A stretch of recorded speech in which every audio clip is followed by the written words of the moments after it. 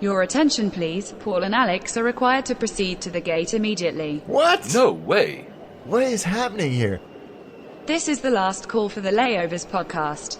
Really? Come on, man. This is our thing. We got this. Oh, yeah.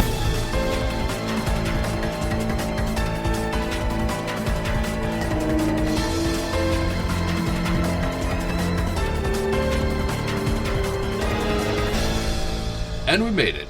Of course, geeks. Flight 72 Incheon. Hi, Alex. Hey, back to Seoul. I like it. Was it your first time, right? It was my first time, and what a great city. What a great city. I keep telling everybody that it was a revelation. Oh, at that point. Wow, that's cool. Yeah, I mean, everybody talks about it, and it's great, but I really didn't know what to expect. And it wasn't just me. It was my wife and my 3 kids, and we just had the best time. Best time. Where were you staying? In which part? We were in Hongdae. So isn't that the kind of university near the university area? Yeah. It was it wasn't what you would expect in a university area. It wasn't, bohemian isn't the right word. It was just chill. I had some of the best French bakery bread and stuff that I've ever had in my life at this. Actually, it was a Japanese bakery, but man, and craft beer everywhere, and coffee, great coffee everywhere, which I think Japan is lagging behind on both of those.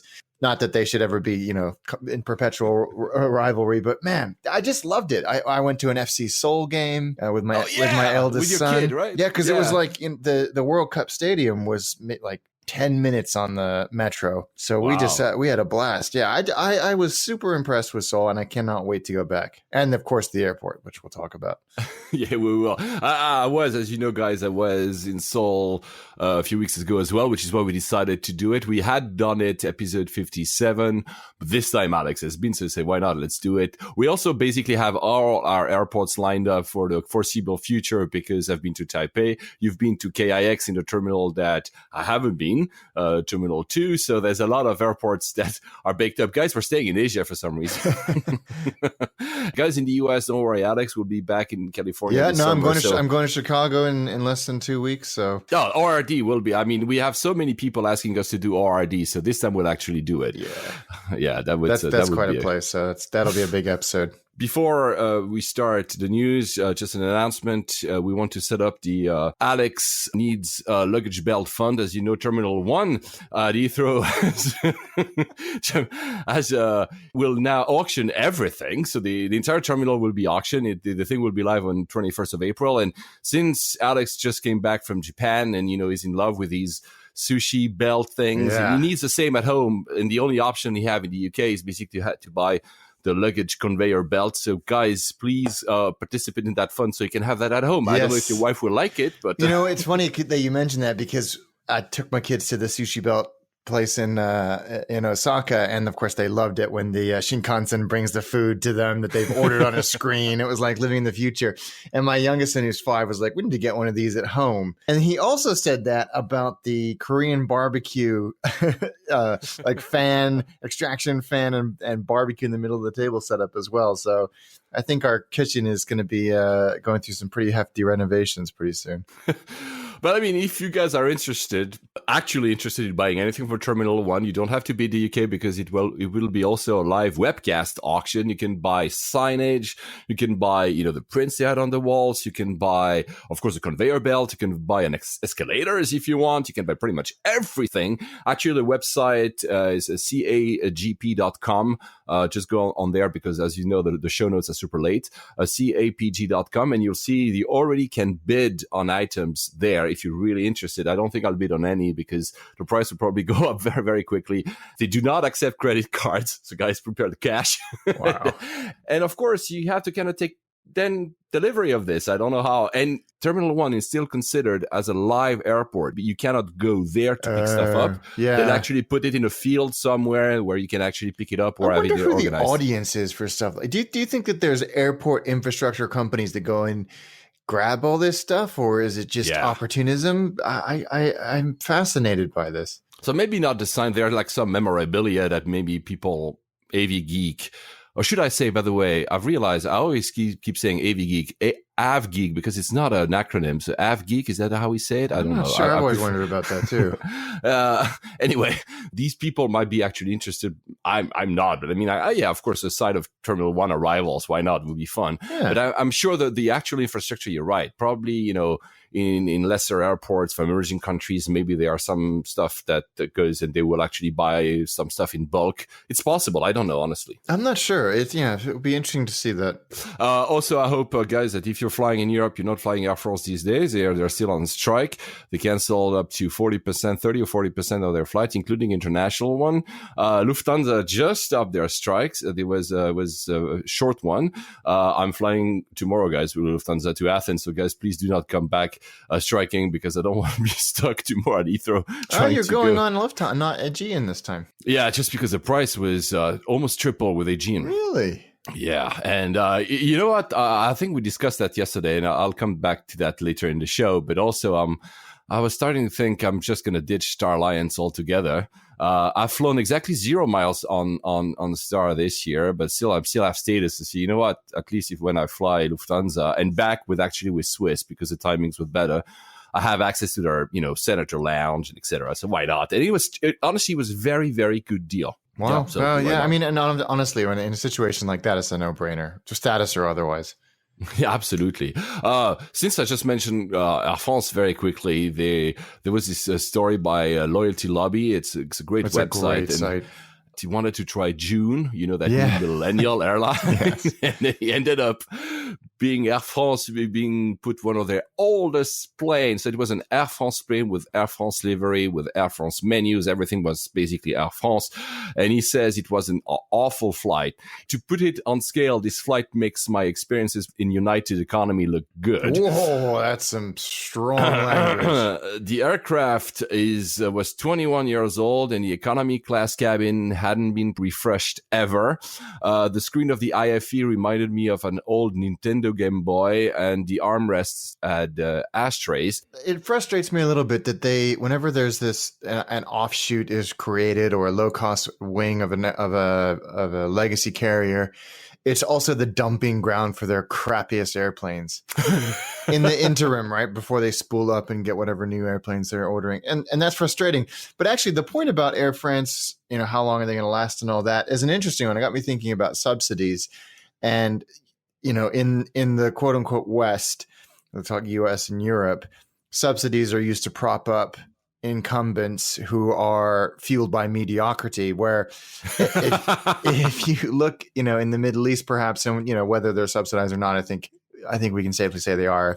Whether they use that word or not doesn't really matter, but they use it as a competitive advantage and not just a way to keep sucking. Basically, I think pretty much every airline in the world has been or is still subsidized. Yeah. I mean, it's one of these things. It's so much cash intensive. Yeah, exactly. Absolutely. One thing that was really bad is that the printed menus that they give, because of course you wanted to try premium economy, and then you end up in an old Air France, so there's not even premium economy. The menus that they had printed that they given out to passengers did not match the actual food they had in the plane. That's that bad. That is bad. Holy cow. I mean, I flew Air France a lot, and it was always okay.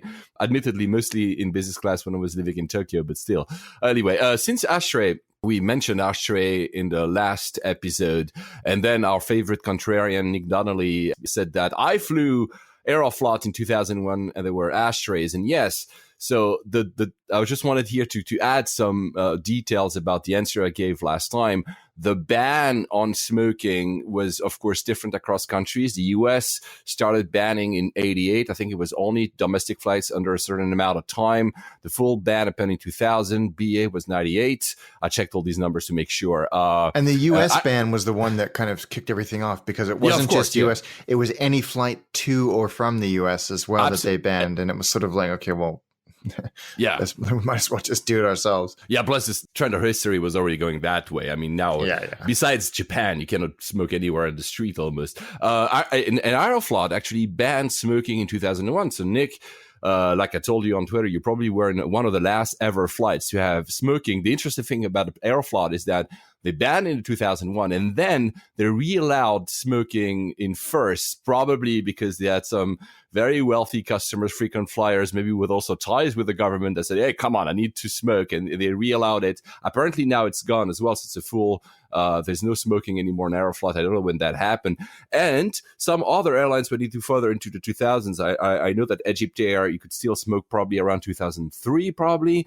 And a friend of mine flew Tajikistan Airways or something. I don't remember the name. He told me in 2008 there were people smoking. So, but most probably 98% of commercial airliners around the world now, there's no smoking allowed. That doesn't exist anymore, guys. It's really over. So is there any airline? No, I don't think there's one. Actually, officially, I don't think so. Then if it's a private charter or if it's your own plane, obviously, I guess there are countries you can still do whatever the hell you want. But otherwise, if it's a commercial airliner, I don't think it.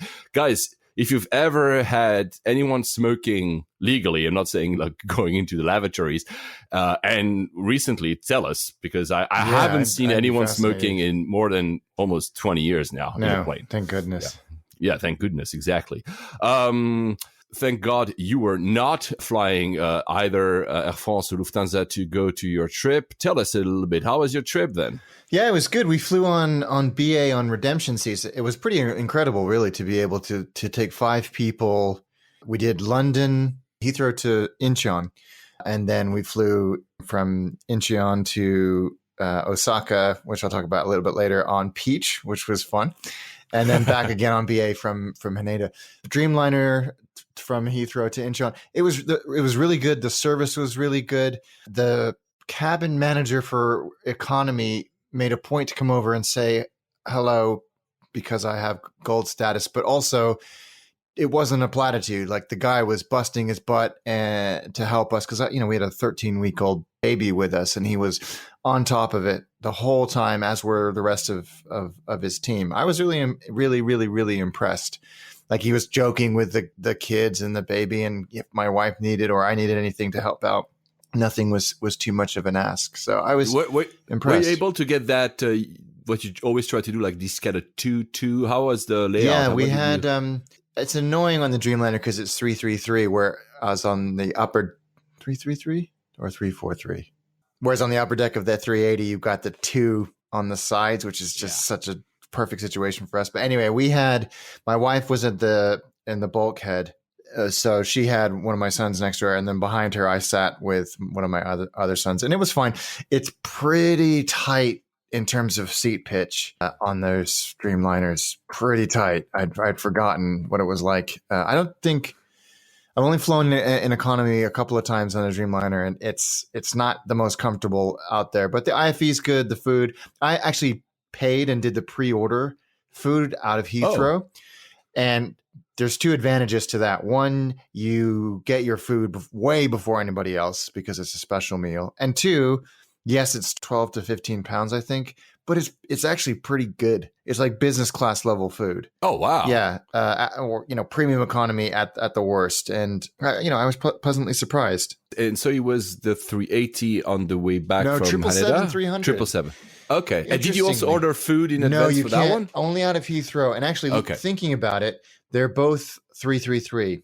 No. Yeah, they are, because I was just looking at some photos. So it's 333, which is fine. And on the way back, Haneda to Heathrow, which is a 12.5-hour day flight, I had the Dream seat, which is 29C, which doesn't have a seat in front of it. Oh, yeah. So the way we sat was my wife, again, was at the bassinet with no one that she knew next to her. I was in that seat, which is kind of like back and to her left, and then my 2 sons were across the aisle.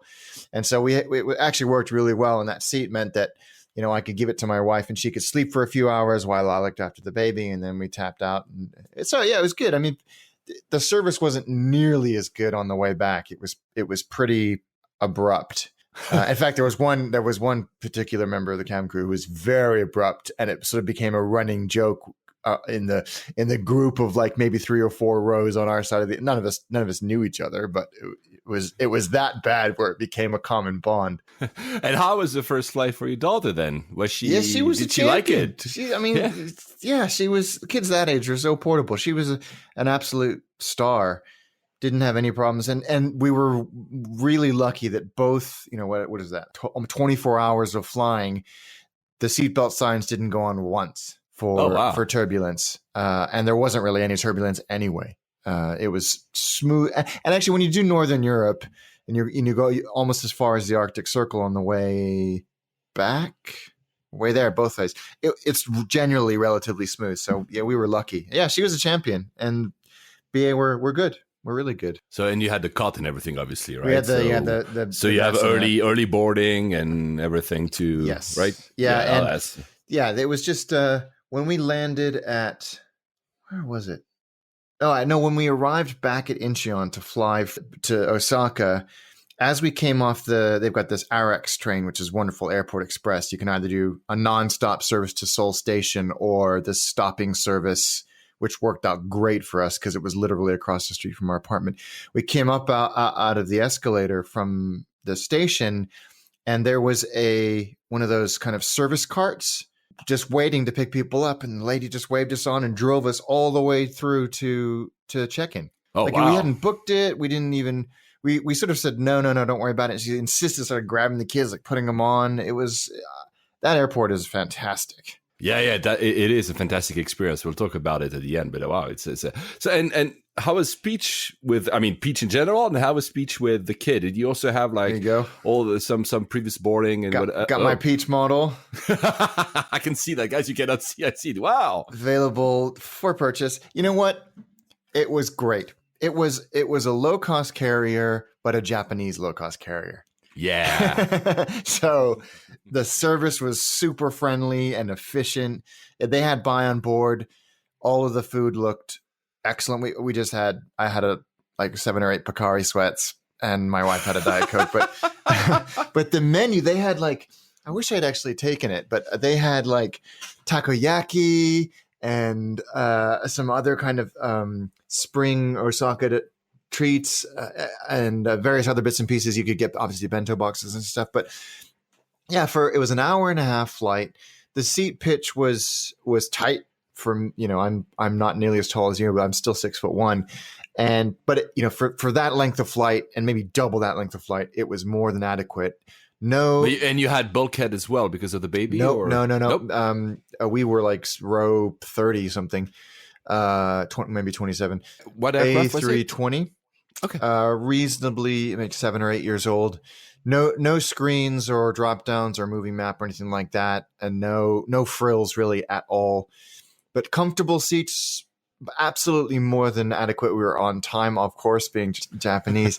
Did you fly from Incheon or Gimpo? We flew from Incheon. Okay. And so what I'm always curious about is because when you see, and if any of you guys have seen it, these planes are quite recognizable on the tarmac because of the color. Is the interior also kind of the same kind of color code? Or weirdly, no, it's not. There wasn't much. I think maybe the front panels were the sort of, I don't know how you would describe it, purpley pink. Yeah, exactly. Fuchsia. But I don't, other than that, no, not really. No announcements from the flight deck at any point. But that's pretty common for low-cost carriers these days, I found, because they're on such tight turns. They boarded us first. The boarding was very efficient. They took our stroller right at the very last moment, and it was there waiting for us when we got off. It was perfectly fine and pretty reasonable value as well for the flight. And did you land at Narita or Haneda with that one? Kansai, Osaka. Oh, yeah, sorry, my bad. Yeah, of course you told me that. I'm so sorry, guys. Yeah, Kansai. So, and how was, we'll redo, as I said earlier, we'll redo KIX, or KIX, like you say, like now that you've done it as a standalone episode. But just curious, how was the whole thing of taking the going to the city with the kids and everything? Was it efficient? Yeah, it's Terminal 2 is strange. It feels temporary, but it's obviously not. And you pull into where is there an airport that's similar to the? Oh, I tell you what's similar. London City. Oh, so okay. So at London City when you land, you take air stairs, but you walk into the terminal. That was exactly the same situation here. So it looks very industrial and weirdly flat. Obviously, it's a manufactured island, but you look and it's like there are things and surfaces for as far as the eye can see. but no sense of undulation, or obviously being in an airport, there's no towers, there's no buildings, it's just flat. So you come off the airplane next to other, Peach and various other low-cost carriers, and you walk maybe 50 feet into this, again, very temporary feeling terminal. Is it, sorry to interrupt, is it jet bridges, or do you have to walk downstairs if there's a bus? Downstairs and then across the tarmac. Okay. If any of you have been to Ishigaki, same deal there. And then you go into this, again, I know I keep using the word temporary, but like a porta cabin-y type building, and go through immigration. And I told you, I mentioned this to you in a message, but the immigration process was really interesting. I've never been scrutinized so heavily outside of the US in my life about where I was staying. And they had these huge signs in Japanese, but the only English word there was Airbnb. And we were staying in an Airbnb, and they wanted to know the phone number of the host. They wanted to know the full address. So you couldn't just put in like what you normally do, going, So blah, Airbnb blah. is very contentious in Japan. It's actually banned. Now they're removing part of the ban because of the upcoming Olympics to make it easier, but it's still very heavily restricted.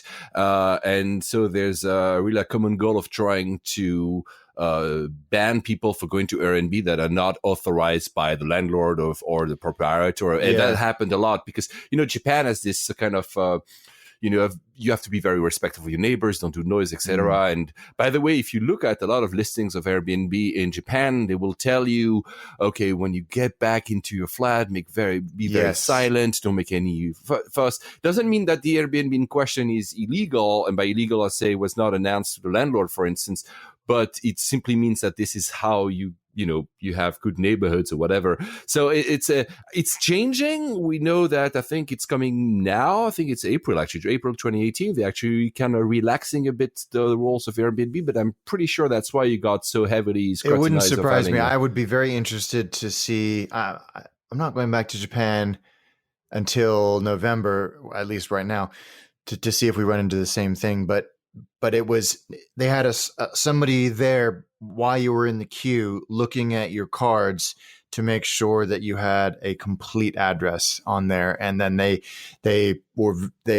when you got to the desk, they scrutinized it even further. And then when you come out and get your bags, and of course, same deal, your bag is taken off the belt and lined up beautifully, as they always are in Japan. You again come into this arrivals area that's nothing. There's nothing there. And you walk out, and then you take a bus into the main, a free shuttle bus takes 7 minutes into the Terminal 1, so the main terminal. The main terminal with the train station and all that. And of course, I made a beeline for a Lawson, which is right there. I have my egg sandwich and another Picard's. But yeah, and then you get into town on the train. Yeah, okay. And how was that? Fine, yeah, pretty fast. Actually, you know what? You can take this Snowpiercer, for those of you who've seen that movie, esque train with these huge round windows. That's like an express train into Nankai Namba Station, right in Osaka. But I accidentally bought the wrong tickets, and we ended up going on one of the slower local trains, which turned out to be a huge blessing because you're going through these neighborhoods and you really get a sense of Osaka as a city. So it was fantastic. And then that dropped us right where we needed to be. So it's very easy. You have tons of options. And you didn't fly from Osaka to Shinkansen. Yeah, nice. We did the Nozomi, so the ultra fast one. Oh, yeah. So you didn't have the GR rail pass so you could access it, right? Yeah, we could. Yeah. Exactly. It wasn't cheap, but it was. Yeah, but it's so amazing. Also, it's interesting because the Nozomi, because it's not accessible for people who have the GR rail pass. For those of you who don't know, it's a pass to access all the train systems in Japan that you have to buy before you actually land into Japan. And you, of course, have to prove that you are not a resident of Japan. Meaning when I was living there, I was taking the Nozomi, and it's really fantastic and a bit, when I say fantastic, a bit awkward because you're almost alone as a foreigner in there. It's only Japanese people. And then if you take the Hikari, which is the non-Nozomi Shinkansen on that route, that will be obviously, especially during for the blossoming, there will be a lot more foreigners. It's always a very fun sight. Yeah, it was rammed with business folk who didn't. And it was actually a very, very busy train, and it was like 11 o'clock in the morning. But obviously, such a great experience. My kids loved it, and you get to Tokyo exactly when you are supposed to. Yeah. Yeah. It's the busiest route on Earth also for airplanes. So I think there's a Shinkansen every 10 minutes or something. That sounds about right. They all full. And then you can also do it with the plane, either from Itami or from KIX. I had done it with a Star Flyer, the other low cost, which is really cool. And also it's always full and everybody is in a suit, meaning there's a lot. It's really like a super heavy route. Yeah. So it's pretty amazing. Anyway, of course, you love Japan, and of course, you're going to go back. I was supposed to go at the end of this month. I'm pushing it probably for June or the summer. We'll see, depending on when I can actually, because I have like more work and I cannot just go to Japan. I wish, like you, I need to create a travel show just to have an excuse. Anything more you wanted to tell us about that travel? No, I think I was in a weird way hoping that Peach wasn't going to be very good. So I go, okay, well, at least they're not, all low cost carriers around the world are the same. But it wasn't. It was great. Once you were there, and I think whilst I was still also in Asia, there was a video that went viral in Japan. That was filmed in Japan on YouTube. I'm not sure of the airport, but you could see, because we've been talking about that every time we mention Japanese airports, is how neatly prepared are the luggages on that conveyor belt. They all, the handles face you, they all next to. But that video is, you can also see that the person, she's a she, who is actually handling the luggage just as they're going to the conveyor belt, is not only aligning them and putting them in the right direction, she's also cleaning them, because it had been raining, so she removes a little bit of the water that is on the conveyor belt. And then you like, this is not what happens anywhere else in the world, and this is why we love Japan. It's so amazing. It's so amazing. Actually, I'll tell you one other thing that we had a very early flight from Haneda back to London. That flight leaves at like 8:30 in the morning. So we stayed out at the airport. There's a hotel attached to the terminal, which is a very good hotel. And so we did that, and we spent the evening on the 4th floor of the international terminal. They've got this Edo, so old Tokyo, absolutely, like set up in all these wonderful restaurants. So we got some food, and then we spent like hours out on the observation deck. Oh, you did it! Which is huge.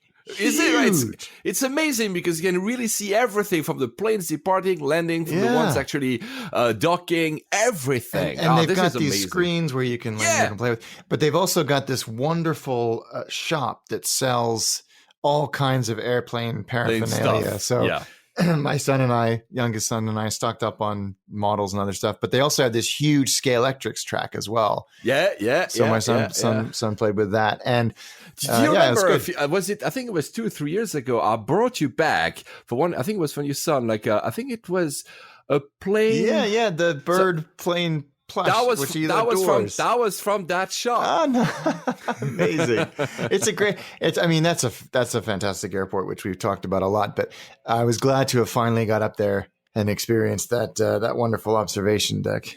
Yeah, no, that's amazing. That's one of the best, especially like you said, these touch screens, when you can also, what kind of planes am I seeing? And you can have like delivery and the tail and the thing. And it's really also, it's fun, even if you're not an AV geek, like I said earlier. Even if you're not one, it's also very fun to stay there. And you can have drinks, and you can even have food there. You just bring it up from the Edo thing, which is also super nice. No, it's a great airport. I totally love it, and it's amazing how this international terminal has changed, because I remember flying from it back 10 years ago, for instance, to go actually to Gimpo. I went to Seoul for the weekend, because like you saw, it's just a 90 minutes flight. And that was literally what you just described about KIX Terminal 2. It was a small hangar with nothing whatsoever. And we're like, this is an international airport? What's going on here? Yeah. And now they really like pushed it. We mentioned, I think it was in the last episode, this is why Narita now is also expanding to kind of compete with Haneda, because Haneda is so practical when you are wanting to be in Tokyo, especially West Tokyo, because you're right there, basically. We took the limousine bus from near work, because we were staying in a reasonably central location. And that was the first time I'd taken one of the limousine bus services, and what a joy that was. So yeah, it's easy. amazing. Actually, when I was living in Japan, I never had taken the train. I was always taking the limousine bus from Narita, and it was always fantastic. Yeah, It was the that's easiest. the way to do it.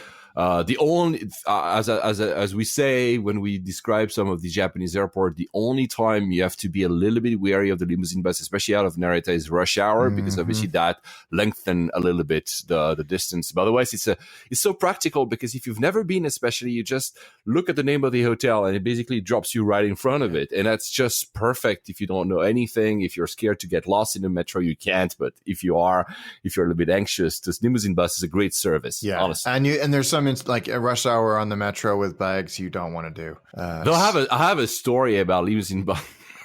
I don't know if I should say it. Never mind. I will. There was a friend of mine. When I was living there, she was going to Narita with the limousine bus.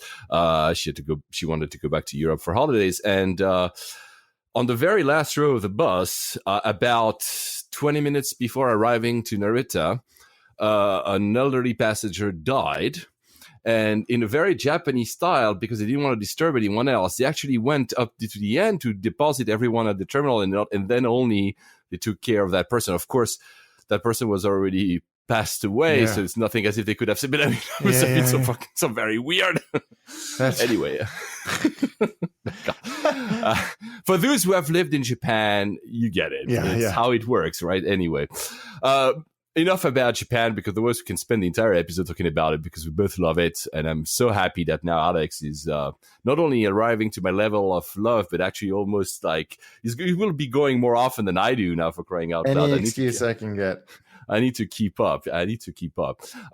Since you flew BA, the news that probably half of the people, I think Brookie Boy on Twitter, Stuart, and also Elizabeth at _Elizabeth_Lex, was like, guys, what do you think about it? BA buying a stake of Norwegian and maybe buying the entire airline. What are your thoughts? I'm disappointed and worried that this is happening. I actually found out from Jason Rabinowitz on Twitter at Airline Flyer, who you guys should all follow. He's great, and he never holds back on his opinions, which I think is good. I think he's got a strong opinions. But he said that IAG has acquired a 4.61% ownership position in Norwegian, and he considers this a stepping stone to buying the whole airline. But the complication is, and we can come back to the implications of this and whether or not it's a good thing. Hint, it's not. The founder of Norwegian, whose name escapes me at the moment, owns like 27% of the company. So he really holds the cards here about whether or not he wants to give anybody a controlling stake in this business, because I think the Norwegian government still owns 10%. But I don't think this is a good thing, especially for tattle prices and competition. In fact, I think this is going to get a lot of scrutiny from the competition authorities. Oh, that's for sure. If they do, because like Alex say, they only bought 4.61%. Bloomberg was saying that they were weighing to actually doing a bid to buy the entire company. Norwegian is both doing great. You're expanding. There was Norwegian Argentina. We talk about Norwegian every single episode.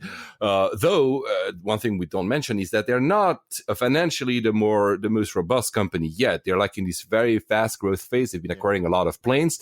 I think they're actually not getting any new planes next year. This is the last year where they're still growing. A lot of Dreamliners are coming in line for them. So they have a lot of debt.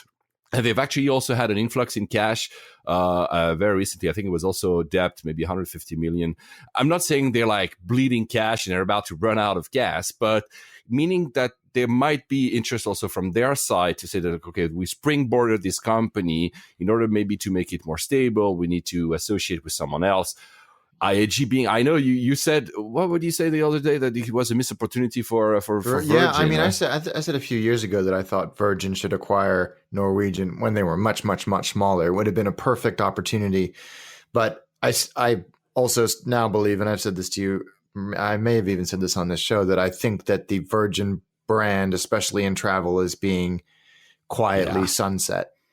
Yeah, it's not what it used to be. No, for sure. I think it will be gone in the next 10 years. And so unless Delta want to do it, it's just not going to happen. And again, that would come under just as much scrutiny as this deal. But, IAG said in an official statement after they confirmed this was happening that they see Norwegian as an attractive investment.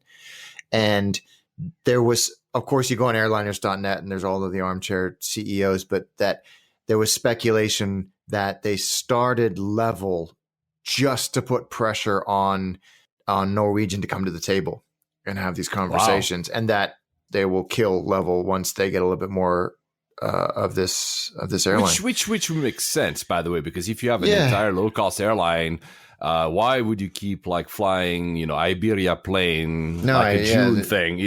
Just don't, it just makes it interestingly if you look at the past, because what would they do if you look at when BA bought BMI, which was also an airline with a lower cost base. It was not an actual full low cost. At the beginning, they were also unsure whether or not they would actually fully embark it within BA. Now the brand has disappeared, so they completely aggregated it into BA because of the lower cost base. I think in this instance, if they were to actually acquire Norwegian, they would keep it as a separate brand because of the lower cost base. By the way, when they did this integration with BMI, it was only at the cost of actually doing a very heavy negotiation with pilots, to make them actually happy on both sides. And I don't think in that instance it would happen. So probably the name would last, or would they change it? But it would, which I doubt it, because now Norwegian has a very good brand recognition around the world, and a solid one. People kind of seem to like it. It's not a bad low cost. People are like, I can go to places for not a lot of money, and they're fun and friendly. So, but again, I'm like you. I'm not sure if it's a good thing, and I'm not even sure that's a big one if the antitrust authorities would actually let that happen in the end as well.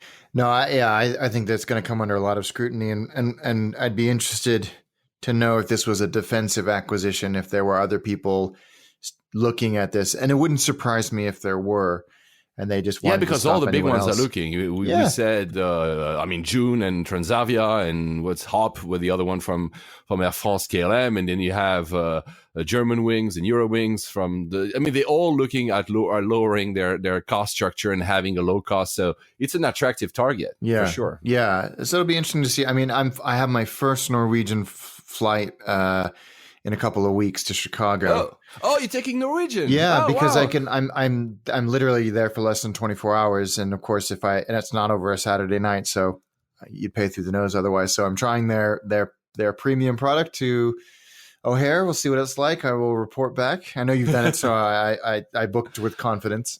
What were you able to snag row one? No, it was pretty busy actually. I can't remember where I'm sitting, but I'm excited to try it out. Okay, you let us know when it happened, because that would be. By the way, since we're talking about that, we have one of our listeners at Luca Balbiani on Twitter. That's his name as well. I think he works for Amadeus actually. He loves our podcast. Thank you so much, Luca. And he says that indeed, if you're flying Vueling, which is part of IAG, you don't get tier points on BA. So I still believe that if you are put in Vueling Metal whilst having booked on BA, you should get tier points. But if you only book directly Vueling, you're not going to get any points. There's no Avios and no tier points if you fly Vueling. Which to me makes it, just another airline. Might as well be EasyJet. Exactly. That's the thing. I ended up. I'm having a client to see in Spain at the end of June, and Vueling is one of my options. They're probably not going to take it because of that. If I were, would you get lounge access? Would you get BA lounge access? I'm not even sure. I'm gold like you, so if I show that I'm Vueling and have my gold card, will they let me in? Luca, tell us. Maybe you know better. You also live in London. So very interesting to know. Me too. It'd be very interesting to know. By the way, Avios is closing. Yes. This really strange. What is it? It's exactly. It's always been very, for me, incomprehensible as a concept. I think it was a way to say, you'll have points that you can do whatever you want with. Not only airlines, we could do anything. Like a currency thing. And we call it Avios. But then you had Avios plus executive miles. It was like, what is on it? So basically, they're shutting that down. Are they going to still refer to the accrued currency you get on BA as Avios? I'm not sure. That's my question as well. They just said that if you are an existing member in Avios, but you don't have, because that's possible, you don't have a BA Executive Club membership, you'll be automatically having an executive membership unless you opt out. I think that's so the end of July. The standalone, which is totally unnecessary. I really think it was one of these grand ideas. Let's do something that everybody They wanted to use. be like the, what's the one, Nectar. Nectar, exactly. You know? I think, yeah. That's just do what you do, BA. Yeah, you're an airline. Exactly. But I'm welcoming the end of the freaking confusion, because that for me was never very clear what was what. And I really dislike all the programs that are so complicated to understand. There was, by the way, a shout out to one of our fellow podcasts called DLD, Dots, Lines, and Destinations. Very good long running podcast about also AV geeks like us. It's really cool. I usually listen to them when I'm on a treadmill, and they have an episode, I think 185. They're far ahead than us, Alex. We need to catch up. where they interview someone who works in the loyalty industry, and they have this fascinating discussion. And they say, in the US, it's so complicated. You have to have like a minimum spend, but taxes do not accrue for spend, and then you have the number of miles, but also the type of short haul. And this is it should be so much easier. And again, I know I keep repeating that.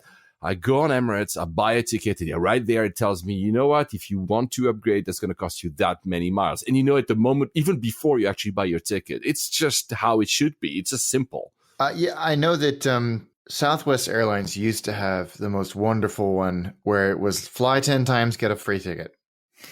Oh, that's cool. Unfortunately, it's changed, and I don't fly them enough to know the intricacies of it, but I think they have tiers and earning and blah, blah, blah. But that when it was like fly 10 times to get a free ticket, it's like, oh, yes. And you understand, because it's outstanding points, meaning the points which you and I hold are a liability on an airline's balance sheet. So I can understand why they do some of this, but unnecessarily complicated ones piss me off just as much as they do you. So I wish that somebody would make it easier, but I also understand why they don't. No, of course. I'm really talking just as a passenger. I just wish that sometimes it was not as obscure to understand. And then how can I actually spend them and when? And it's just, oh my God. Anyway, since we just talked about BA, guys, don't worry, we're going to move off the UK in a few. You were not there. There was, for the first time in 17 years, Eurocontrol had an IT failure. There was a downtime in the European airspace, which is the busiest in the world. It was not a full shutdown of the airspace, but that was pretty interesting to see. I think it was April 3rd, if I remember correctly. But you know what? 5 hours downtime in 17 years, that's a lesson for BA. That's all I'm going to say. Yeah, I think that's pretty amazing. And it was neat / weird to see the like Flight Radar and FlightAware and some of those other Twitter accounts showing the snapshots of the empty airspace when that happens, or the planes having to take much longer routes. So yeah, it's good for them. You're right. 5 hours in 17 years is pretty freaking amazing. Last one about Europe and the UK.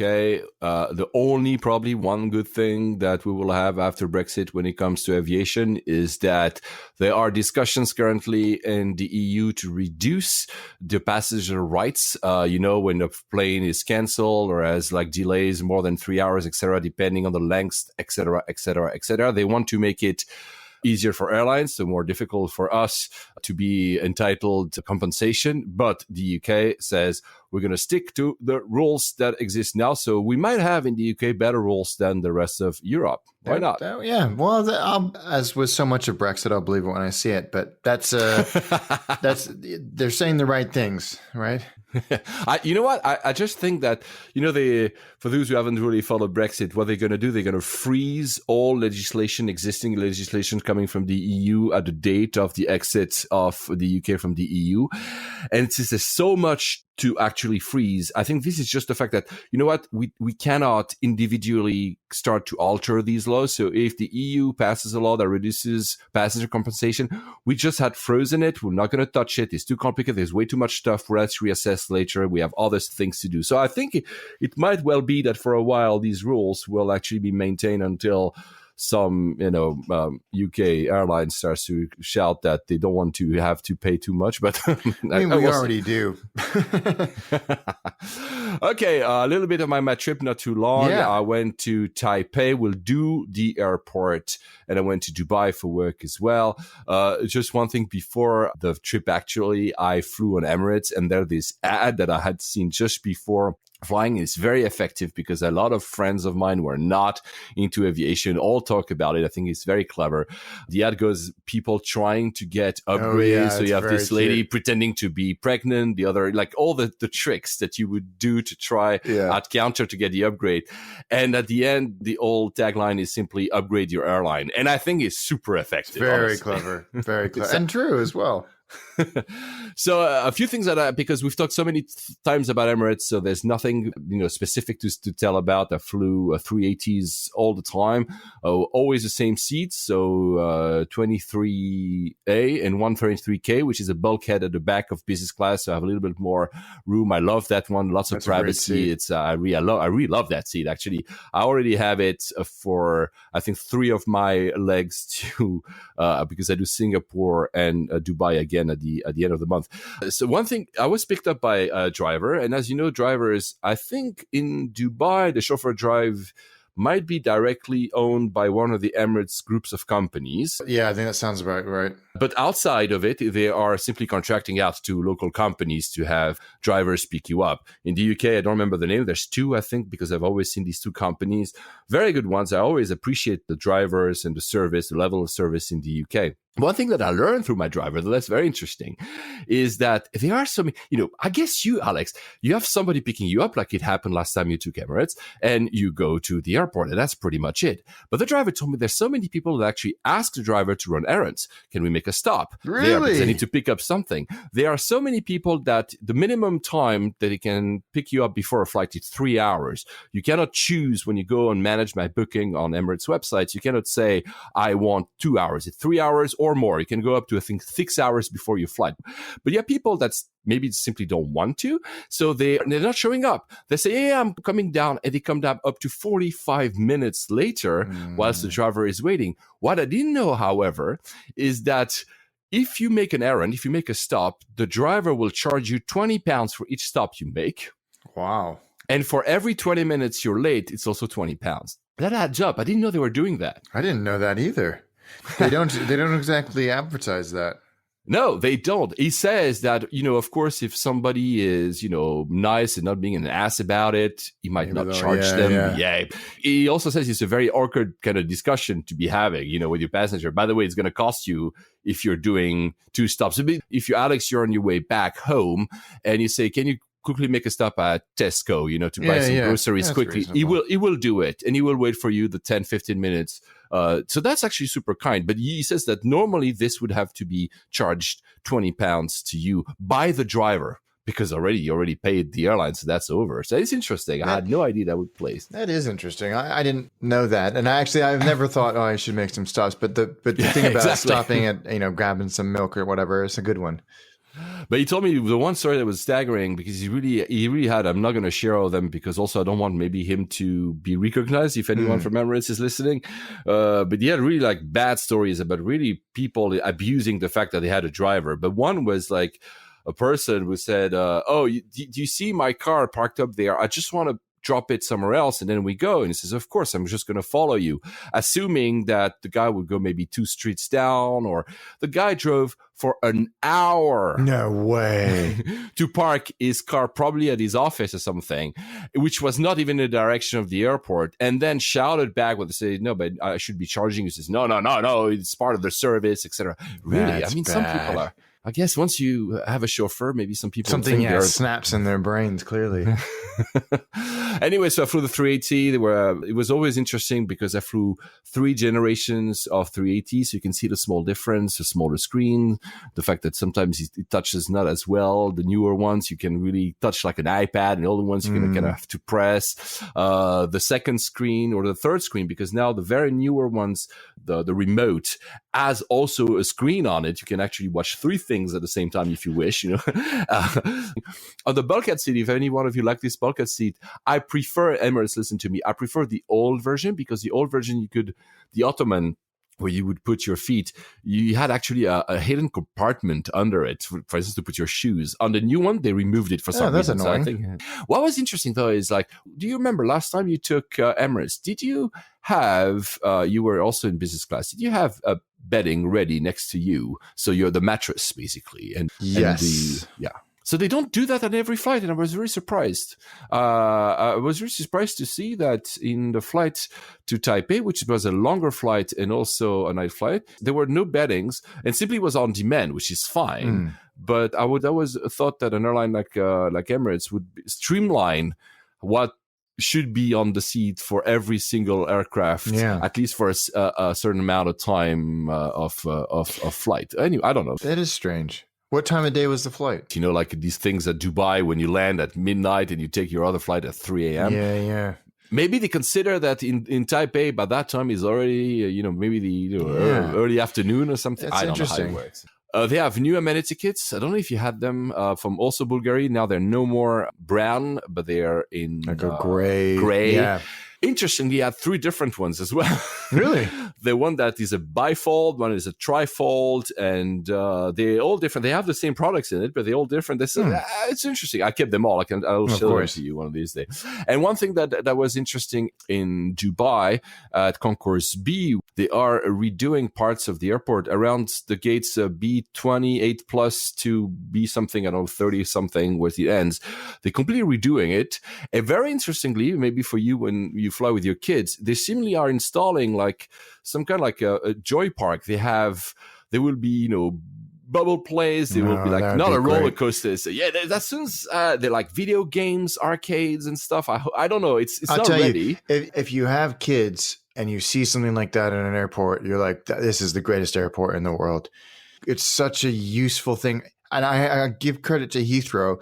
T5 has got a huge indoor play area, which my kids love. And you can go as a parent, you just sit there. A T3's got one as well. It's really, really good. Munich or Frankfurt? I think it's Munich. Have several because it's such a long terminal. It must be Frankfurt then.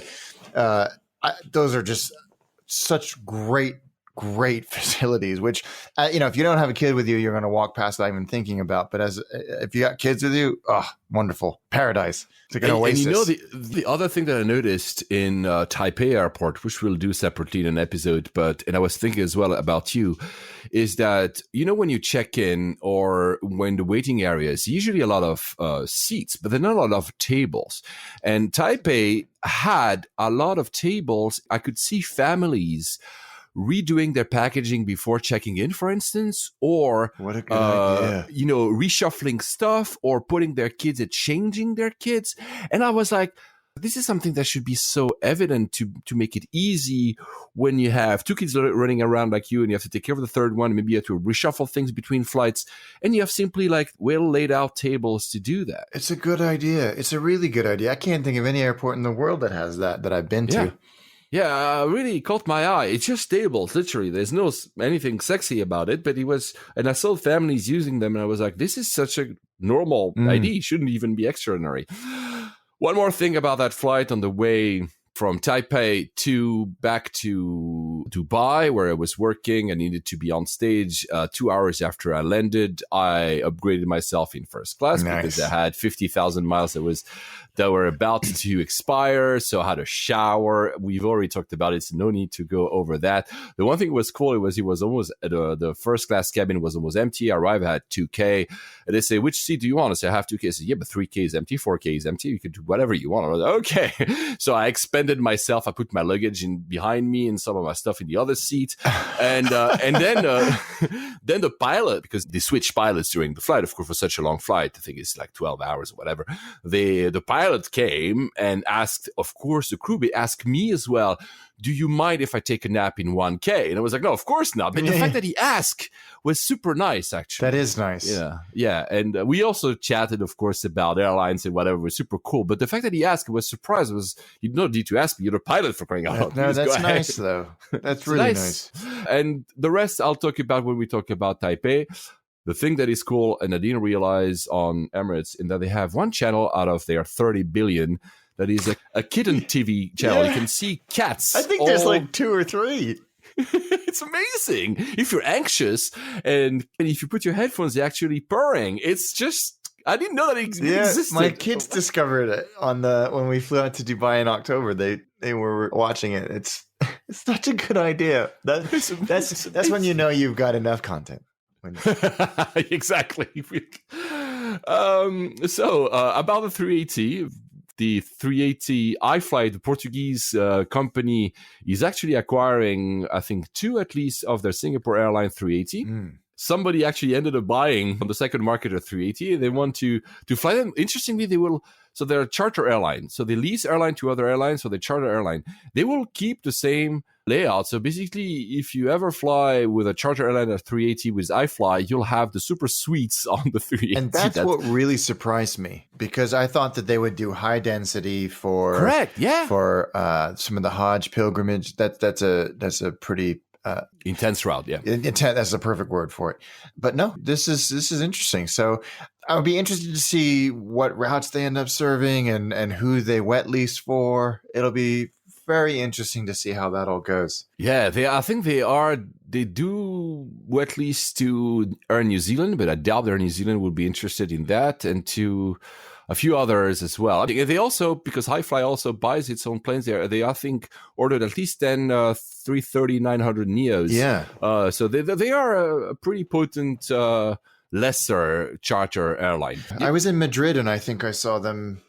I think they had I remember messaging you. It was like it's a 777 or a 340 or something. But yeah, they have a 340 300s. Yeah, maybe that's what it was. But yeah, so very interesting. And they have a livery, almost like the European flag, the tail. The other thing about 380, we haven't flown the new first class yet. You know, this fantastic thing with virtual windows. Tim Clark says it won't be retrofitted into the 380 at least before 2021, because it's, first of all, they haven't exactly figured out how to do it. And he says that the retrofit would cost $30 million per aircraft. Jeez Louise. Yeah, so I think this is also why, is it, some of the first is already very good, so do we need to actually retrofit? The new 380s, the first ones will not even have it. The first one they just bought, that will come in 2020, they will still have the current, which is great, guys, of course. And they might not reconfigure the older 777s either. It will be a niche product for a while. Well, I still want to experience it somehow. Me too. I was looking at it. I was looking at it again from Brussels or from Geneva. It's Stansted now. In June. Right? Yeah. Yeah. Oh, I mean, that's a good excuse to go to Stansted, which is really far for us. Yeah. But, the other great in the region, the other news was Gulf Air that seemingly suddenly is rising back to a competitor, because it was this airline that was, I think Bahrain was a protectorate of the British Empire or something like that. And that's why they put money in there for the airline industry, which explains why Gulf Air was a very early player there. But then, the other that we know suddenly kind of woke up and completely erased Gulf Air out of memory, because not a lot of people fly them. But their new Dreamliners, they look really good. Yeah. The interior is, wow. Yeah, the Johnny at the Design Air did a great piece on the new livery and the new interiors, and they both look fantastic. So good on them. I think they're feeling the pressure as well, not just from the ME3, but from people like Oman Air, who have spent like 10 years focusing on this to try and get ahead and take advantage of their their geography. So they're playing a massive catch-up game, but this is a very strong step in the right direction. For those of you who haven't seen the pictures, the business class is basically the same that JAL, Korean Air, and Oman actually uses. This is staggered, but everyone else access. I flew that on Korean Air, the 748. This is really a great business product. It looks really fantastic. Yeah. It almost looks like the first class, actually. Interestingly, a few years ago, nobody wanted to be the CEO, and they hired the former boss of Croatia Airline to run it. He's the guy who's actually doing that. So I didn't know that. That's interesting. Yeah, he's really pushing to rebuild the airline, to add some more routes in Western Europe, actually, where we live. So it could be interesting. Let's see where it goes. But he seemed very pushy in a good way. So Yeah, sometimes you need that. Our April Fool's was already, because we're recording today, I forgot to mention that on Friday the 13th. Bad luck or not, I don't know. We're not going to go over the April Fool, but there's one skip lagged, which is one of these OTAs you can buy. It's an app as well. We can buy, of course, tickets. And during that day, you could actually buy tickets from London, for instance, to Mars. Why not? With SpaceX. I did it. I didn't buy, but I went until the booking process. £100,000. That was the price of my ticket. Not very reasonable. I don't think that's first class. So that won't have windows. But would you sleep, Alex, in the cargo? No, I wouldn't. I don't think I would. The lack of windows, I think, would really bother me. So that's a concept that Airbus just launched along with Zodiac, which are like some type of sleeping berth that would be installed in where your luggage are usually, or cargo, obviously. So under the floor of where you usually sit. And does that have a market? It's been really well received by pundits, if you will, industry pundits. But we talked about this. I think if it's if it's a modular system that can come in and out reasonably easily, I think that's in a way genius. But there are seasons and routes and opportunities where cargo is more valuable than passengers, and to remove the opportunity to take advantage of that lucrative cargo space seems self-defeating. But I feel like they would have thought that. If I figured that out, then they clearly have as well. Good, you're not one of the CEOs on Flyer Talk. But it's, I mean, they say that, on a turnaround, they could actually, deinstall this. It'd be very flexible. I still don't see it. I'm like you in terms of the purely not having windows. I'm like, really? As a crew rest area, clearly, retrofitting crew rest areas in planes that don't have very well, great. But as a product to sell to passengers, maybe I'm totally wrong. I just don't seem to be seeing it. There's a few, isn't there? There's a A340. A4500 or a few of the others that have a downstairs lavatories and a quote unquote lounge as well. I'll be interested to see if anybody actually goes for this option ever, or if it's one of those things like a concept car, where you roll it out at an industry event, which this was, and the reality is either doesn't exist. It's just as a way of showcasing what you're thinking in your design pedigree and all that. I don't know. And also, Airbus is really wanting us not to have windows because they had another concept a few weeks ago, remember, with LG, saying we're going to replace your windows with these massive screens. The hell? Yeah. I mean, the argument being that it's more aerodynamic, right? If you take out the windows, and perhaps, I don't understand how it could possibly be lighter, but perhaps it is. Yeah, I don't think so. But we've proven, Emirates have already said that the tech is there to do these types of things that feel like a window. Or maybe it will happen. Maybe people like us are just old-fashioned, and a new generation will be born with planes with have no windows and just like screens all around them, and that will be good enough. I don't know. But for me, I like a window lover. I mean, I don't want a freaking screen, for crying out loud. Really not. I mean, let's be honest. It's Emirates first class. Try to put a screen like that on a low cost, and they will run ads all the time. We're never going to be the outside. Gross. No, thank you. I just, Alex, I'm not exactly a convert, but I finally have an Apple Watch. There you go.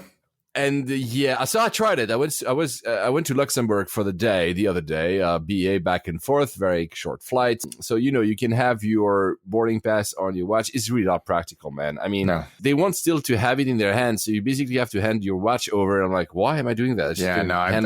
It's a gimmick. I've never used it.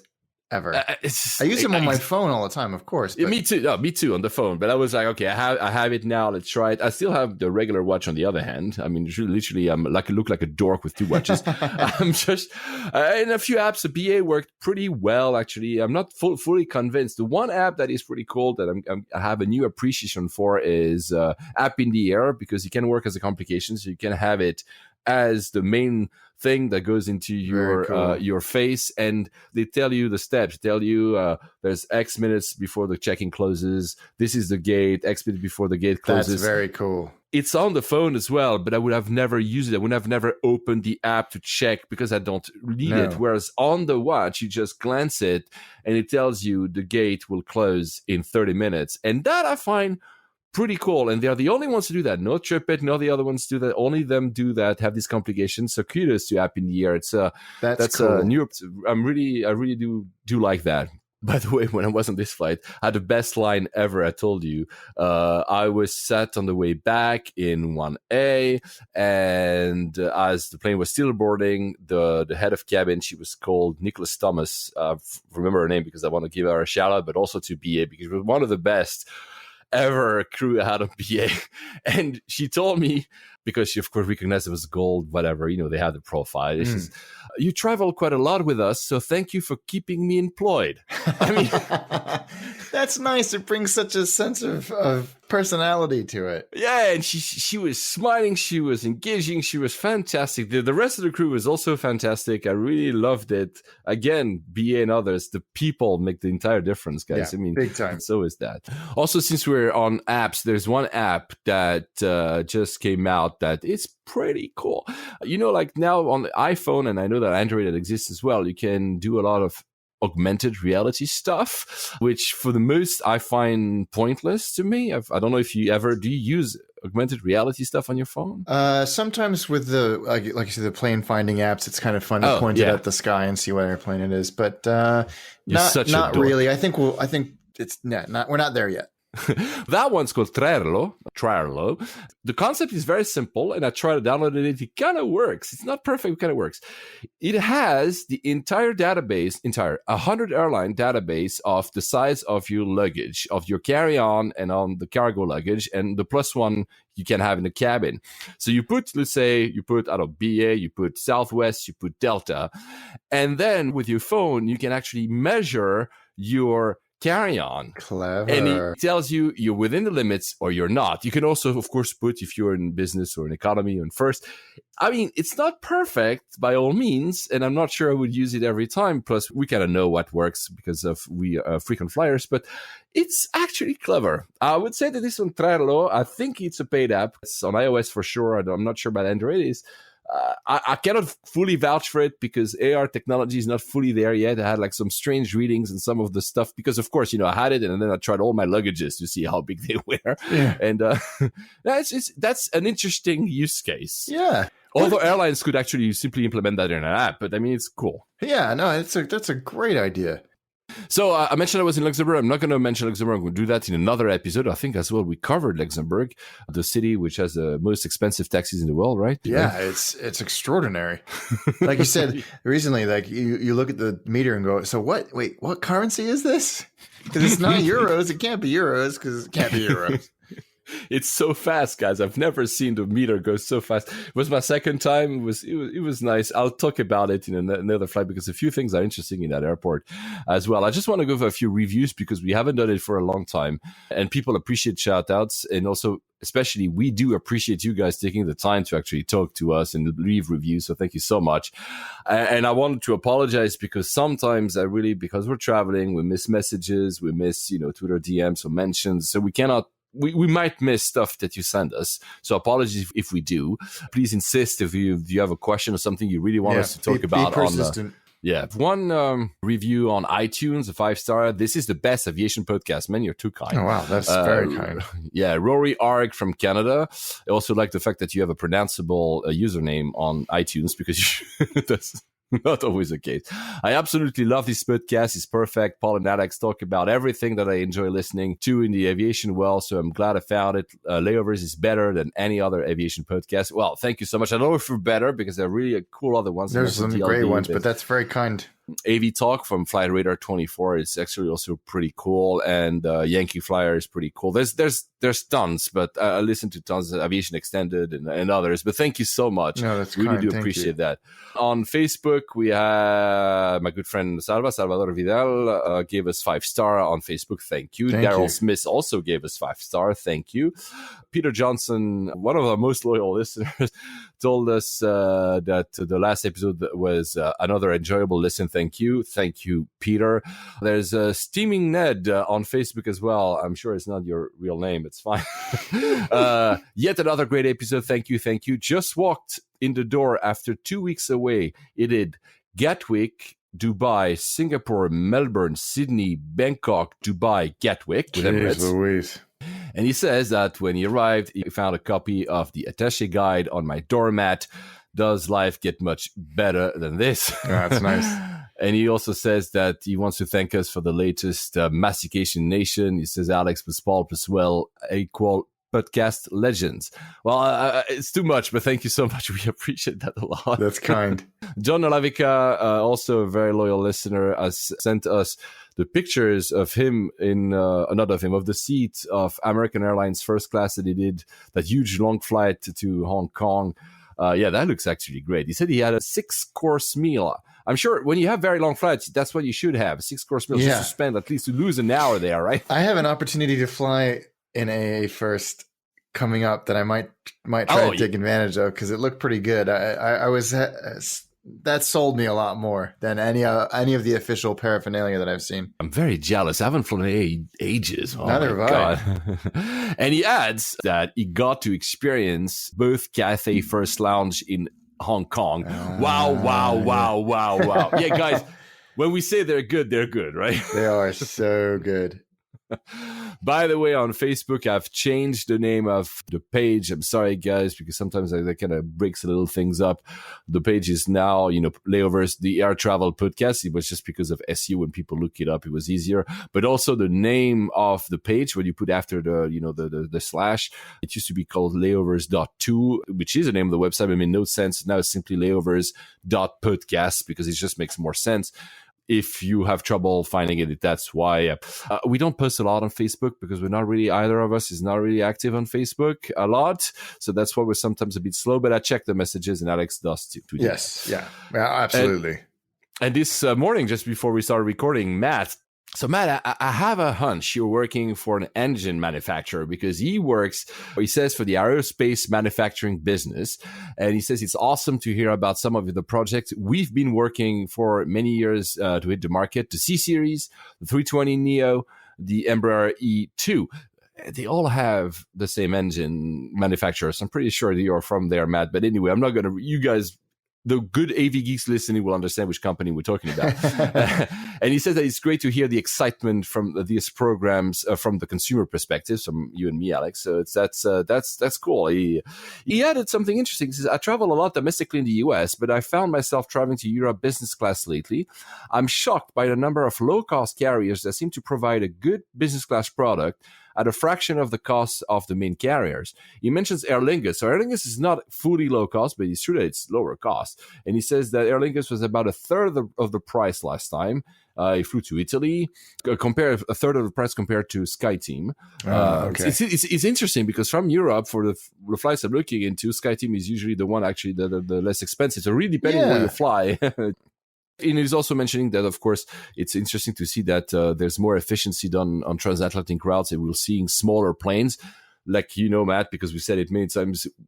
Alex and I would prefer to have wide bodies. I'm not sure I want to actually fly to New York in the 320, but yeah, it's true. I've flown from New York in a 318, so that was a little different, though. Yeah, come on. Yeah, I flew in my private jet. Look, it was small. Yeah.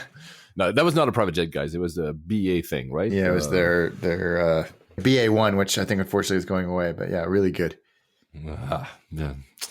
Alex has tried all the good stuff. I keep trying to go to his level of knowledge and first class material. No, I'm kidding. I'm actually, since I'm thinking of ditching Star Alliance, literally, and focus on One World and Emirates, because I do fly a lot of Emirates, because I go a lot to Dubai.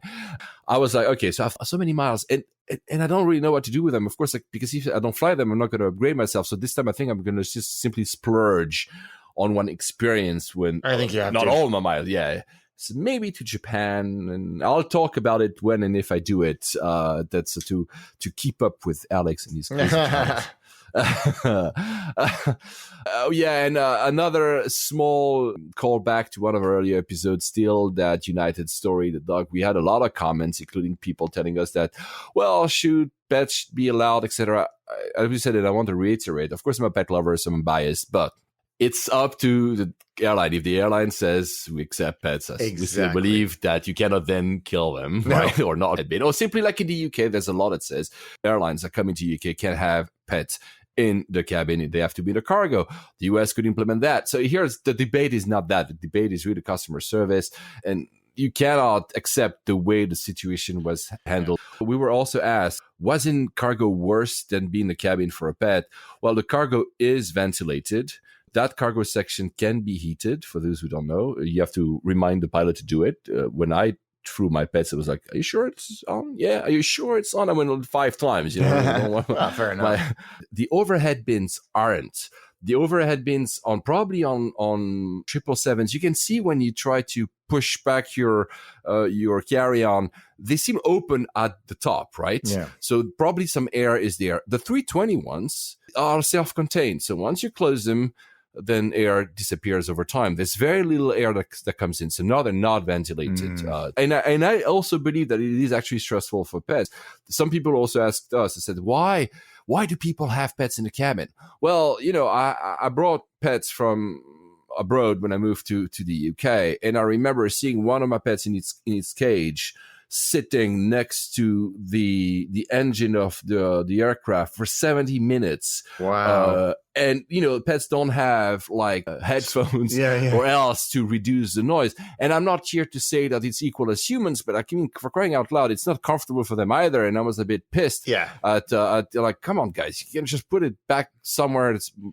It was not unsafe. It was probably uncomfortable. So anyway, just to say that it's a longer debate, but this situation, and I don't think I'll ever fly, as I said, United ever again, which is why I think of moving off from Star Alliance, because why will I fly to the US? Right? Well, exactly. You kind of remove a whole portion, very substantial portion of the alliance with that. So I can definitely see where you're going. Oh, in long flights, they did that Sydney, Perth. Our friend Ed Parsons did it. He did. Actually. I haven't heard how it went. Yeah, I've asked him to join us on the show. Also, I think, does he not work for Google Maps? I think he does work for Google. I'm not sure in what capacity, but yeah, pretty amazing. Yeah, it's an open question. I mean, maybe Ed will discuss that when you come on the show. But have you ever seen Google Maps being used for the IFE, for the moving map? Yes, we did it at Virgin America. Is there anyone else that does it? I don't think so. I think we were the first, and I don't think actually it lasted much past 5 or 6 years for whatever reason. You don't see Google Maps used much outside of a web and mobile environment for whatever reason. I'm sure there is a reason. So Ed, you'll tell us. It's not, by the way, there was a lot of writings about that super long flight from Qantas. It's still not the one to Sydney. So it's 16, 17 hours. It's not the longest flight in the world currently. No. It was a good marketing campaign, but they are, Auckland to Doha and other very crazy flights. And for instance, I've done also 17 hours flights recently. So they are very long flights already. The big one that we'll all talk about will be the one to Sydney, which, by the way, Qantas said, because, they were at press, conferences, etc. They said they were looking at what could they offer on top for the passenger experience. Will they do such a long flight? Will they offer like yoga classes I'm like, what? Or a sleeping berth in economy? Because, 20 hours plus is actually, that's never been done. And maybe it will create new type of issue. I still don't believe it. I still believe they'll put like just seats and that's it. But we'll see. Yeah, there's so many health implications there, I think, surely. So back to the US a little bit. We always say we try not to do politics, but you cannot separate fully the airline industry with politics. So Trump has announced some quite massive tariffs on China, and they are in there quite a lot of stuff that actually matters to aircraft manufacturers. So we'll see how that goes. Yeah. Because obviously they're trying to hit maybe COMAC. So at the same time, Boeing and Airbus, in that case, Boeing in the US, also shuffles some parts from China. So it might have an impact. Yeah, it's going to be interesting to see how that trickles down. Probably that's an opportunity for Airbus because they want to have, they will say, hey, you need aircraft. Here we are. Well, let's build aircraft together. We have no tariffs for you. Yeah. We'll see how that goes. But I just want to, because there have been 2 articles in The Economist that are very good about the Chinese airline space. Industry. And they're very good because they really are quite fascinating to see, of course, the massive growth that is about to happen. It already has seen a massive growth. When you try to find tickets on Google Flights, a lot of the Chinese companies are coming at the top of the results and they're very cheap. And you're like, do you want to do that? So on the safety issue, I think they're now much safer than they used to be. You wouldn't fly them 20 years ago. Now they're fine. But what is interesting is that the reason they are so cheap is because these routes have been subsidized, especially by the smaller cities. When I say smaller, they're still massive. But they've been subsidized to expand China to the world, if you want. A lot of these routes, actually, they're losing money, but they don't want to give them up, even if now China is reconsidering its subsidies, because they don't want to lose all the slots that they have. Exactly, because those slots are like gold. Because once they actually will implement, easier travel for inner Chinese to travel around the world, they will actually need these slots, and they don't want to renegotiate these slots down the line. So this is why you find a lot of these airlines that are having quite good deals even to transit to China to simply, because they need to fill the aircraft. Yeah, well, exactly. The other thing we mentioned, because have you done it? There's this 144 hours visa thing. Yes, yes, I have. Yeah, it's also propped for the airline. They say, okay, there's another way to fill the aircraft to tell you that if you do a layover, but not like a return, because you have your city of destination cannot be the city of origin. So yes, truly a layover. Leave. Yeah, exactly. You have access to that visa, which is another way to fill the aircraft. That's very interesting. I never thought it about this way. I always thought it about this is simply a way to open China to international visitors. No, this is actually very much linked with the airline industry and these airlines to actually make them fill their seats by allowing people like it's clever. It's and that's when you have strong connection between airline and government. The one thing that was said in one of these articles was this new Beijing airport, 8 runways. 8 runways. Runway. What the? Staggering. 8 runways. I mean, the new Istanbul airport will have, when it's fully completed, which is not an opening, 6 runways. This is 8. They already have an airport, by the way, at Beijing, right? There's 2 others, right? It's going to be, oh my God. Unbelievable. Absolutely. The scale crazy. of ambition there is just something else. It's just amazing. By the way, a new Istanbul airport will open apparently end of October. Haha. That would be great because that will finally because really current Istanbul, I like Turkish airline when it's consistent, because sometimes it's not. But I mean, this airport to layover is really a nightmare. So I really hope they do it. And there was an article in the German press, I think it was earlier this week. They said basically, should we not raise Berlin airport and start over? Start again, yeah. That thing is just a running joke, isn't it? They said that none of the monitors that have been installed are working anymore. They need to already replace half of the things in there. That's because they've never been used. I don't know, man. So bad. It's crazy.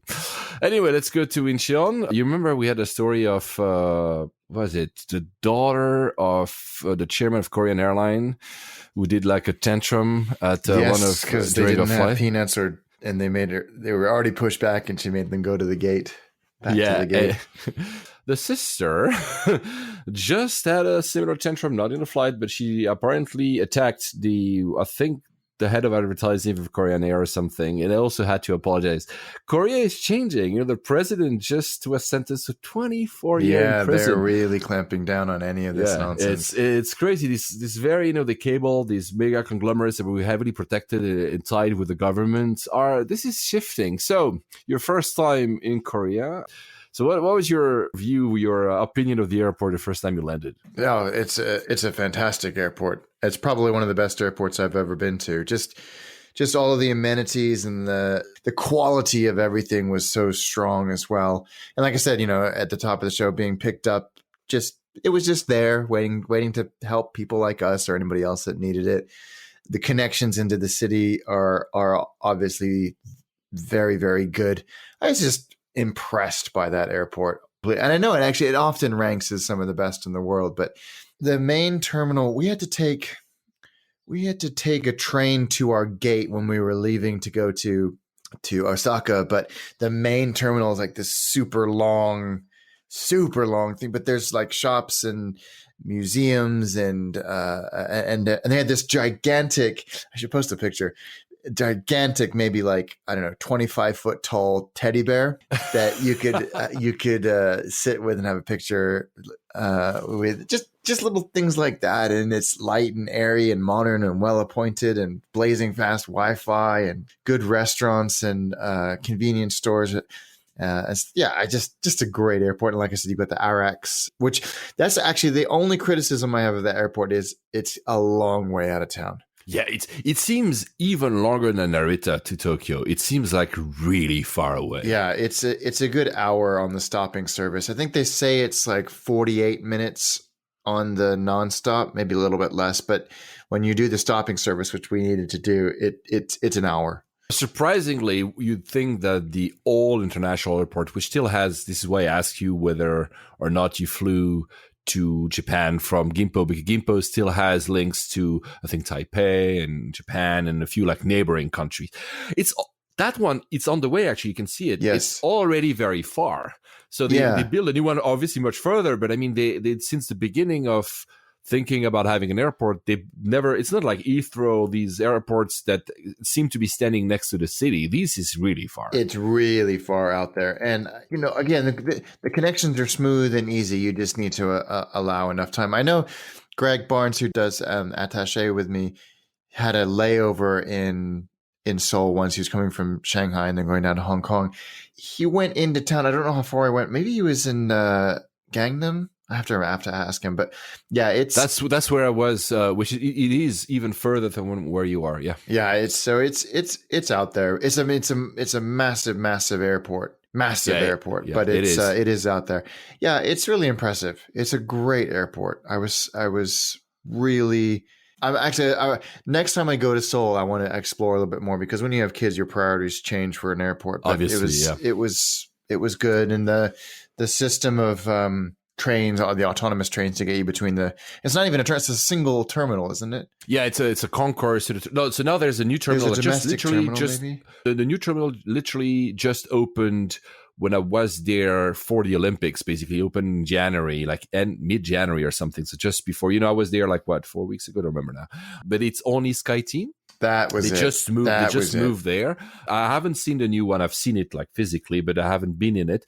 That massive concourse, which is why you take that people mover to go to other gates, is still Terminal 1. Yeah. That's the main one. Yeah. But it was, it's very well done. It's at the same level as a Chap Blackcock or certainly a Haneda. Yeah, really, really impressive.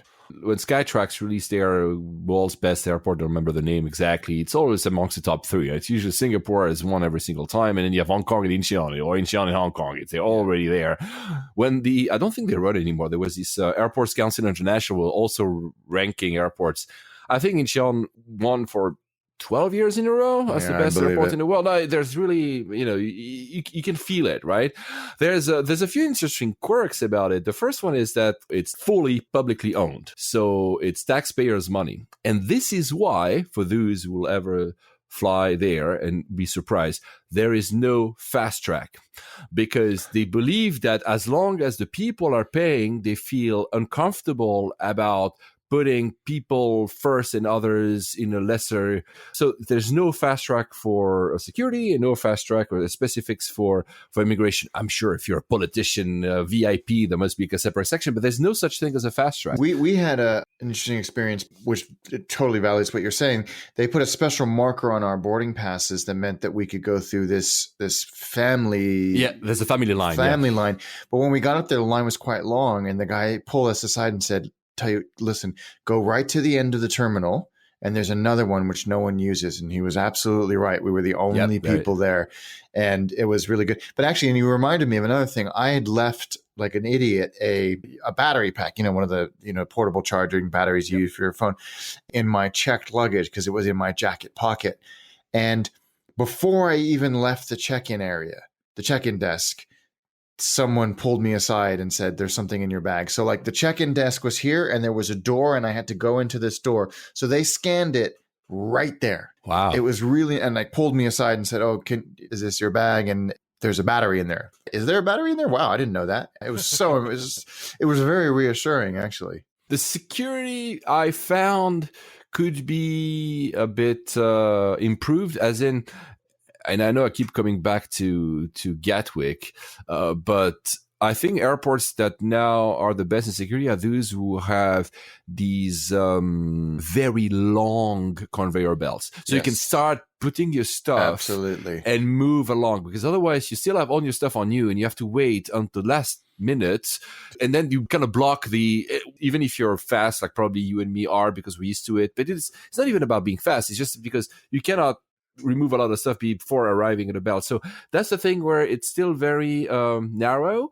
And also I must admit, I left just when the Olympics were ending. So probably there was a lot more people than usual. Disproportionately busy. But you're right. That long belt is a really good point.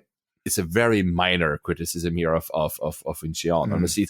So the interesting bit is that they just had moved SkyTeam. So for the moment, I think it's only Korean Air, KLM, Air France, and probably Delta that have moved away from Terminal 1, which is the one you've been to with its concourse, to Terminal 2, which is a newly built one.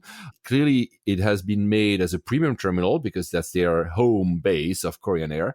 Remember guys, when I went to Seoul, I was with Garuda, which is part of SkyTeam. So Garuda hasn't moved. I don't know if they will, to be honest, I have no clue.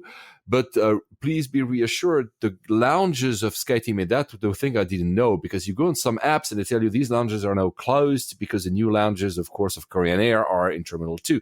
These lounges actually still exist, are still open. The very good thing is that they're empty now because most of the people are obviously in Terminal 2, so that's an added bonus. So although they say it's a public entity, so though fast track, they are lounges and they are good. There's one, I think, Korean Air, where you can see all the 748s lined up one after the other. You can see that from a few gates as well. That is actually super cool. It's also, like I think we said in a previous, when we talked the first time, it's a man-made island, right? Exactly. That must have cost, I don't know how much, but who knows? Terminal 2, the one thing that is weird, it's a bit like Hong Kong. If you go, like you said, with the people mover and you arrive at your gate, Terminal 2 is on the continuation of that. So when you are in Hong Kong, you can pretty much go anywhere. So that's why when John was telling us about the first class lounges, even if your gate, let's say, is gate 30, but you want to go to a lounge which is at gate 115, you're free to go and walk around. Again, I didn't go to Terminal 2, but you can see at the very end of that people mover that it continues, but they have e-gates. You need to rescan and to prove that you actually are flying with one of the three to be able to enter. That's probably not a bad idea. Because I wanted to try. I said, I have time. I'm going to go and I'm going to try to see this new terminal, because it really looks, the pictures, guys, go online, Terminal 2 in Incheon. There's like robots and stuff. It looks really, really cool. But it's inaccessible unless you have KLM, Air France, Korean Air, and Delta. And that's it. I think it's a good idea. I think it's a good idea to have these alliance-specific terminals and to make sure that people don't go into the terminal, because otherwise you just get unnecessary clutter. Not that people are clutter, but you know what I mean. Unnecessary busyness, congestion. you took Peach. Was it also everything? Was it the same experience? Same experience. Very, very easy, very smooth. Sort of a mid-morning, I think like 10:30 in the morning. So it was a busy airport. It's definitely a busy airport, but I think it was great. They had, I don't know if you've seen them, they had robots during the Olympics. I don't know if they kept them. So you have two types of robots. One were simply cleaners, like the Roomba, but a much more elaborate version of a Roomba. Cool. And the other one, I don't know if that's the future of airports, but where it's like this robot, you could actually, if you had a printed boarding pass, you could actually put it inside, it would read it, give it back to you, and it would actually accompany you to your gate, for instance. It was like cool. a map that moves with you or something. I don't know. I didn't try them. I saw them. I was like, what is this? That's amazing. I'm looking forward to going back, not just to the airport, but to the city. Do you have any flights coming up? Yes, tons. I'm all like the Budapest in a couple of weeks, and then Chicago, Oslo, Miami, Moscow, Mexico, Dublin. That's all before the end of next month. Yeah, I have also a similar schedule, which is why I don't know what we're going to record. We'll try. Maybe before you leave in 2 weeks, I'm going, what am I doing? I don't have it in front of me, but at least Athens, Singapore, Dubai, Barcelona. Nice. I have two others. Anyway, never mind. And one holiday is in there that I'm not going to talk about before I do it. When I come back, Alex is smiling because he knows he knows where I'm going, obviously. Yeah, so lots of flying for both of us. We'll always find time, but that's why we give you a little bit of more extra gravy on that one. And safe travels. Safe travels, guys.